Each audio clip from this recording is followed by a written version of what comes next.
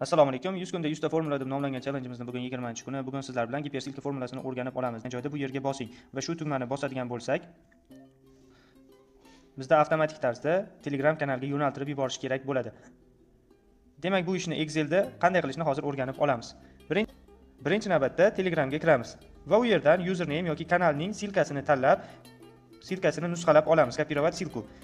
Silkani biz nusxalab olganimizdan so'ng kerakli yacheykani tanlab barobar belgisini qo'yamiz va formulaning nomini kiritishimiz kerak bo'ladi. Formulaning nomi gipersilka.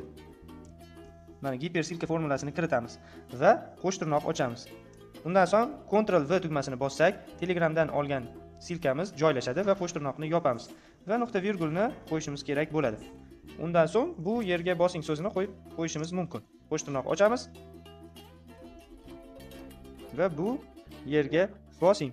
Qo'sh tirnoqni yopamiz va qavsni yopib Enter tugmasini bosamiz. Va bu katakning ustiga bosadigan bo'lsangiz, endi Telegram akkauntingiz avtomatik tarzda ochiladi.